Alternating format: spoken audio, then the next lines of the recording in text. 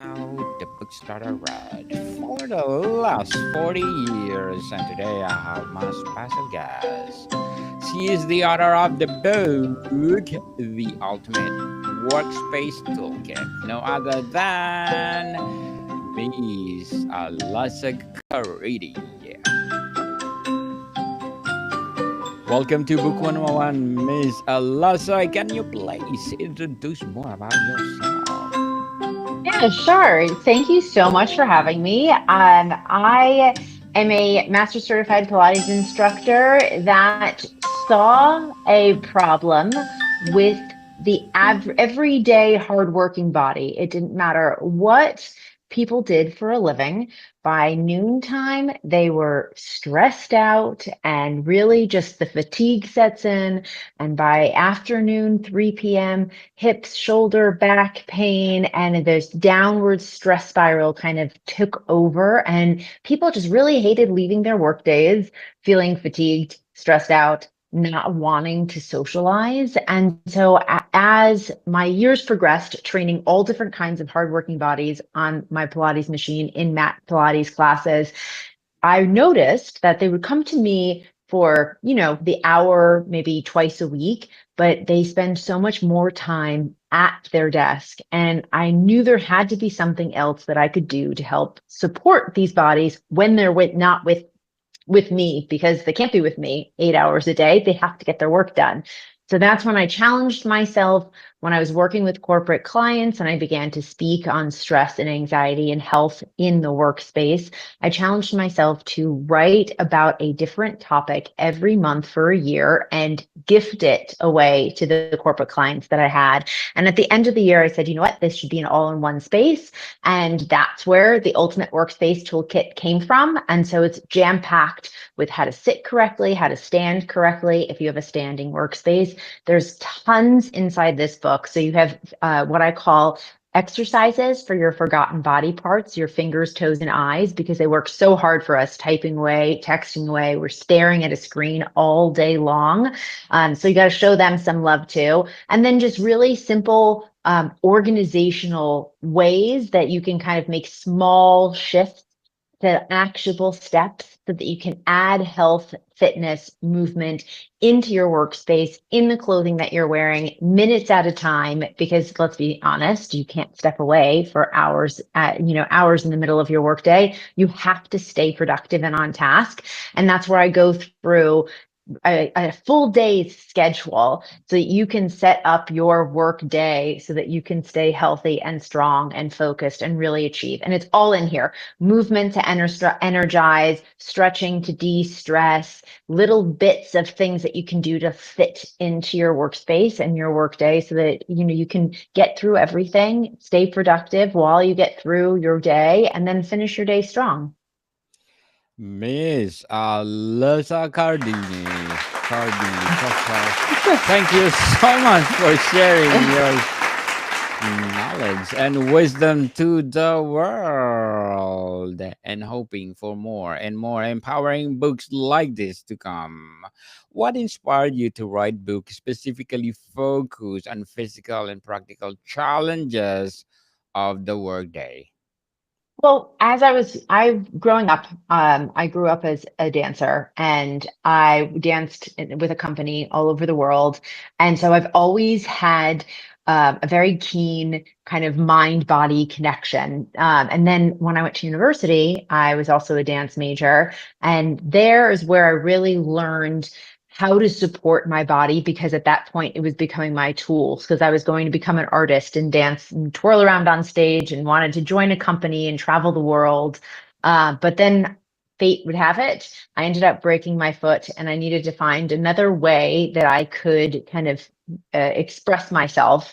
And that led me to Pilates. And when I started training clients in Pilates, I saw all of their issues. And a lot of times, the issues that they were having physically, mentally, just the mindset, the mind body connection, were things that needed to be addressed when they weren't with me, because they would be on my reformer or in my Pilates classes, but they would be talking about how stressful their day was. And I, thought, like, why are we addressing this after the workday or before the workday, depending on when the class was, there should be a tool that you can use that will help you in your workday in minutes at a time when the stress and anxiety and the fatigue and all of the negative things that come with sitting in front of your tech all day, like when it actually happens. And so then I put it all together and now you have the ultimate workspace toolkit. Yes, and thank you so much for sharing to the world, Miss Alessa. How do you define a healthy and productive workspace in today's hybrid remote work area?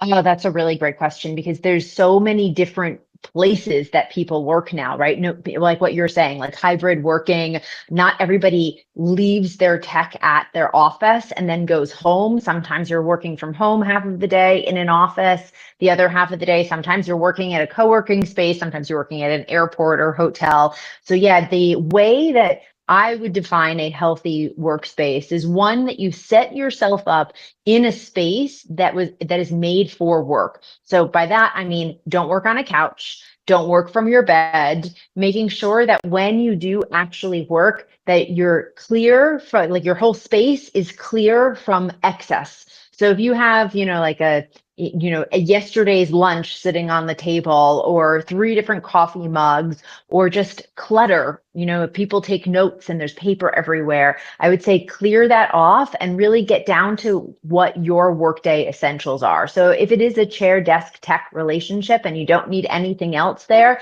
then let's focus on just having that so that your brain can say, no distractions, clean workspace. This is the space that I'm going to get my work done in. And then what I would say is that you should schedule out your day. And now this is the thing that is going to be most actionable. And it's going to be it's the simplest kind of mental switch so that you can have a healthy day. It's working in what I call the 50-10 ratio, 50-10 ratio. And so that is for every 50 minutes that you sit down and completely focus on your work, you spend 10 minutes moving around. Now, that doesn't mean when you move around, you detach from your work and you swipe on a screen. It means going for an indoor walk, walking up and down a flight of stairs 5 times, just simply standing up from your workspace if you're seated and doing a couple of lunges, maybe a couple of squats, just doing something that takes you away from the computer screen so you can acknowledge the world around you.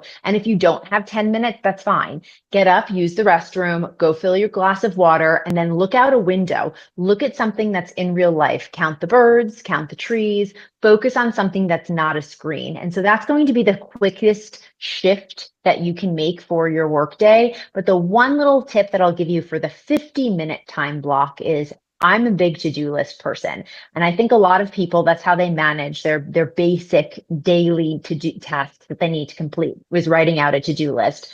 The one thing that I'll tell you is when I write my to-do list, I always write it from easiest task to most difficult task. And this is not something that is it's not a rule. So if you are a person that likes to conquer the most difficult things first, then start at the bottom of the list and make your way up to the easiest task. For me, I like to check off a bunch of things really early on, right in the beginning. And that's why I start with the easiest things at the top and I make my way down. So that little mindset shift in organizing your day is probably the best thing that I could tell you so that you can get through your workday. And it's all in the book. There, it lays out everything. You can build an entire workday schedule and everything is in there. Miss Alessa, what's the biggest misconception people have about solving workday aches, pains, or productivity blocks? Um, the biggest objection that I get is I don't have enough time. And so people think that if I just push through what the task that I have to do, and if I just finish it, then it'll make me more productive. But in all actuality, when you push through something because you think I just don't have the time, it actually makes you less productive. Because what happens is your brain is saying, okay, I really don't want to get through this, or I'm really stressed out, or, the weight of the anxiety of the task starts to weigh down on you. And then what happens is the mental stress of you trying to push through a task becomes a physical. So your stress manifests physically, and that can be you rubbing your shoulders or rubbing your eyes or bouncing your knee or chewing on your pen. And that's when stress starts to downward spiral. So it goes from that mental stress of you trying to push through to the physical pain of you rubbing your shoulders, getting physically closer to your tech. And that's when, if you don't stop it, that stress becomes compounded, right? Because then it goes back to that mental stress, which then you say like, oh, why is my shoulder hurt? I just want to finish this. And then your shoulder hurts more because you're pushing through. Whereas if you just stop, push yourself away from your workspace, stretch it out, go get a glass of water, walk up and down a flight of stairs, any of the things that will take you 3, 5, 10 minutes. When you take that step back, you're able to put things into perspective, center your mind, look around and say, the world isn't going to end if I give myself 5 minutes. And then you can say, okay, you know what? I know how to solve this issue now. Sit back down and then focus on your work. And I think that's the best way to get past the objections that I get. Why take a toolkit approach rather than one size fits all solution?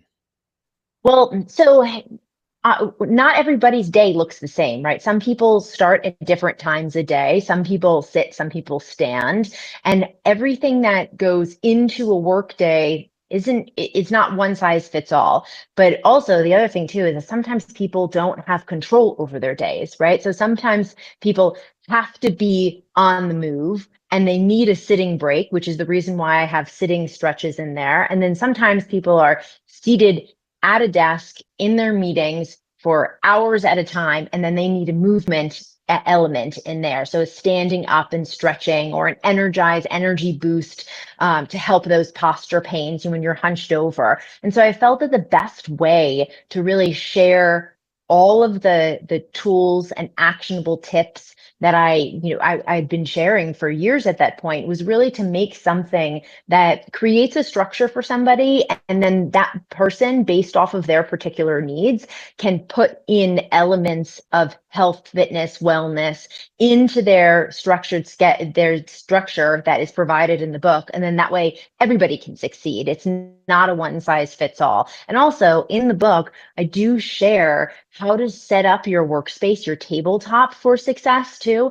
And within that alone, we want to talk about setting up your body so that you have proper posture, and that your body, you personally, fit into your tech. So adjusting your chair, adjusting your desk, clearing off the top, adjusting your monitor so that it fits you physically. And everybody is different. So it has to be an element of a toolkit feel instead of being a sit down, read this, and do this. Miss Alessa, what are the most common ergonomic mistakes you see people making at their desks? Purchasing something because it's quote unquote ergonomic is the biggest mistake that I see, especially because you slap that ergonomic, like word on anything, and then people charge 5 times the amount for it. And most of the time, something that's ergonomic is ergonomic simply because they think it looks cool, or it has something that's slightly more adjustable, like it can wrap your body if it's a chair, or it can hinge backwards, which doesn't necessarily actually make it ergonomic because it wasn't built for your body. And a lot of the times it wasn't built for anybody. It was built because it looks cool, or it serves a function of like pulling you upright, but that pull to upright might actually hyperextend, your spine or your shoulders, and actually work against you. And so when someone says to me like, oh, I have bought an ergonomic chair, an ergonomic desk that goes up and down, and I have a lift for my laptop, so it's in the right place for me. And I would rather you tell me, okay, I got this stool, and now I want you to help me sit correctly. And so that's my biggest I actually call ergonomic my workplace dirty word, because it doesn't mean anything. And all too often, it just means someone spent way too much money on it, and it's not going to help you in the long run. Definitely. And Miss Alessa, as an author, what are your short term and long term goals? Oh, wow. Okay. So I really want to create a second version, like a second volume of this, because what I get a lot is people asking me for more exercises and stretches that they can do in their workspace. And now you can find that. I post that daily on social media platforms, TikTok, Instagram, Facebook. And so so I share those things there, but very frequently, people can't open up a social media app and watch a video, right? If you're in a workspace, they want to open a book. So my next goal is to add, there are significant, there's more than a month's worth of movements and stretching that you can do in this book, but people have just been asking me to expand it. And so that is my real next goal, is to get it so that it has like it's not I think of it more of as a volume two, because a lot of this in this book teaches you how to set up your workday and how to really organize your workspace and your workday for success. Whereas I want to get the second volume to become just the moves, just the exercises that you can really use within the framework that's in the first book. Well, good luck to your goals, Miss Thank Alyssa. you. And please do come over if you finish the second book of this Ultimate I'd love to. Workspace Toolkit, and let's promote it to the world. And what would be your piece of advice for those people want to be an author like you? Oh, definitely just start writing about things that you are interested in.